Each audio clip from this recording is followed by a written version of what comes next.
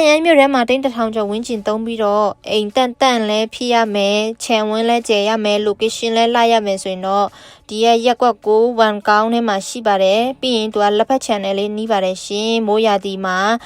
အိမ်ချမ်းမြေဝယ်မယ်ဆိုရင်တော့သူ့ရဲ့အားသာချက်ကကိုဝယ်မဲ့အိမ်ချမ်းမြေကရေဝတ်ချင်းရှိမရှိဆိုတာပို့ပြီးတော့သိရှိနိုင်ပါတယ်ရှင်မိတ်ဆွေတို့ကဒီအိမ်ကိုစိတ်ဝင်စားတယ်အပြင်မှာလာရောက်ကြည့်ရှုချင်တယ်ဆိုရင်တော့ကြိုပြီးတော့ဖုန်းဆက်ပေးပါနော်ဘာလို့လဲဆိုရင်အိမ်ပိုင်ရှင်ကဒီအိမ်မှာမရှိပါဘူးသူကနိုင်ငံခြားမှာရှိပြီးတော့ Cherry Rose စီကိုယုံကြည်နဲ့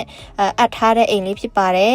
အကြောင်းရင်းကတော့အပ်ထားတဲ့အိမ်တွေအများများတဲ့အတွက်ကြောင့်မို့လက်ခံထားတဲ့တော့တွေလည်းများပါတယ်အချိန်ယူပြီးတော့တော့ရှာရမှာဖြစ်တဲ့အတွက်ကြောင့်မလို့ပါခြံဝင်းရဲ့ပေအကျယ်ကတော့60-86ပေရှိပါတယ်တော်တော်လေးကိုကျယ်ပါတယ်ရှင်အိမ်ရဲ့မျက်နှာစာမှာဆိုရင်လည်းကား5စီး6စီးလောက်အေးဆေးဆန့်ပါတယ်အိမ်ရဲ့နောက်ဖေးမှာဆိုရင်လည်းကိုကတစ်ပင်စားပင်ပန်းပင်တွေစိုက်ပျိုးပိုးမြေအလွတ်တွေတော်တော်လေးကိုကျန်ပါသေးတယ်ရှင်အိမ်ထဲမှာတော့အိတ်ခမ်းတစ်ခမ်းနဲ့အိတ်ခမ်း3ခမ်းပါရှိပါတယ်အပြင်မှာတော့အိတ်ခမ်းတစ်ခမ်းရှိပါတယ်စုစုပေါင်းအခန်း4ခန်းရှိပါတယ်ရှင်အိမ်ရှိမျက်နှာစာမှာဆိုရင်လည်းသူကတန်ရမျိုးရဲ့အလှတရားကိုထိုင်ကြည့်ရှုလို့ရပါတယ်ပြီးရင်အော်ဒတိုင်းလေးမျက်နှာစာတန်တကားပါပြီး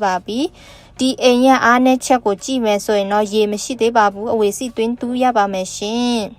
ဒီရဲ့ခြံဝင်းလေးကရက်ကွက်6လမ်းမကြီးနဲ့တကွက်ငုံမှာပဲရှိပါတယ်